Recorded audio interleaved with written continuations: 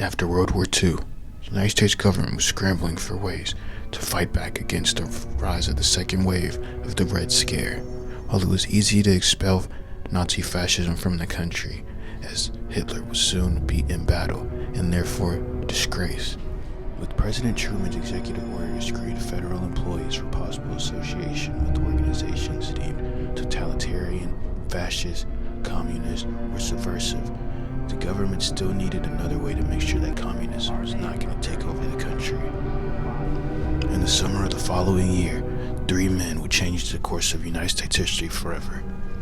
Special Agent Carl P. Winslow, the president of the FBI at the time, Brian Sweeney Fitzgerald, and Governor Ferdinand Figglehorn from Missouri all came together to create Project Green Reassurance.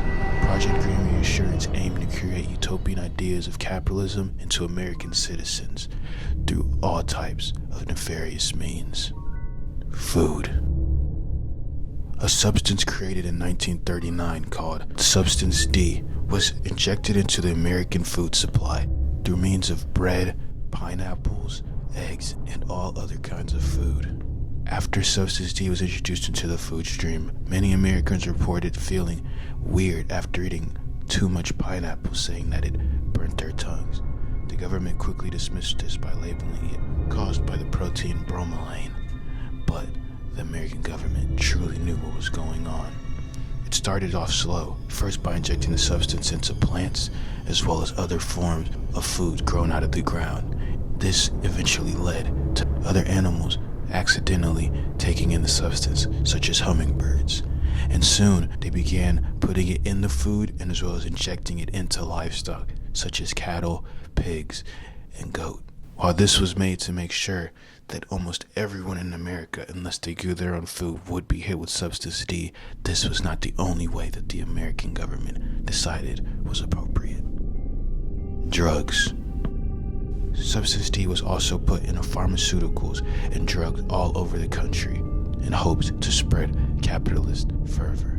It mainly targeted women, as the American government saw that women would be the best target, especially since with Substance D inside of pharmaceutical drugs, it could change women at the cellular level and therefore affect any future children they would have with Substance D. It also changed the brainwaves completely and made women more submissive and willing to have children. Children that the government therefore knew would never turn their backs on it, and therefore would always want to choose capitalism over communism. Fortunately for the American government, Project Green Reassurance began a new set of ideals, one with a new generation of capitalism-loving soldiers at the head of it, willing to die, kill, or anything in between for the American government and against those who didn't see capitalism as the number one source of governance. Media. In 1956, the McGraw-Hill Films Company was created. They produced anything from cartoon shorts to soap commercials, as well as military propaganda meant to entice children of all ages into a new set of patriotism. While these films may have been enough to promote America to a younger generation already, the United States decided that that was not enough, and President Dwight D. Eisenhower, as he came into office, saw fit to hypnotize children through these means to make sure that there was no chance that they weren't receptive to all the films and cartoons messaging. Unfortunately for the American citizens, more and more senators, governors, and presidents got involved with Project Green Reassurance, making sure that they put their own little mark on the project.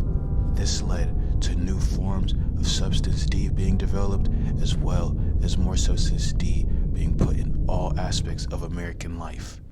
Eventually, it became airborne within the country, and even going as far as other countries as well.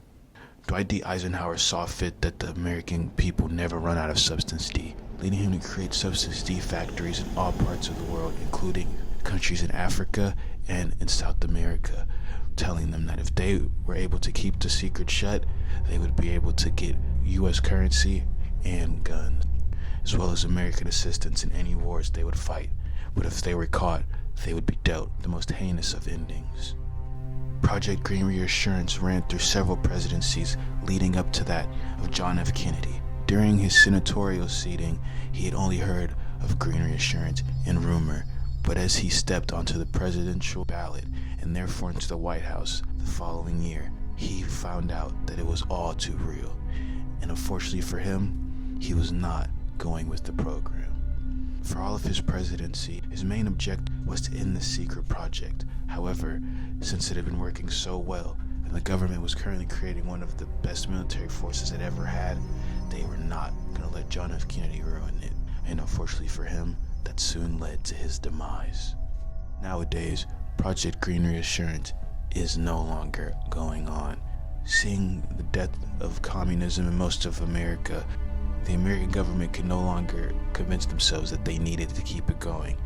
And the fact that it already had affected almost the entire population, they saw fit to end it.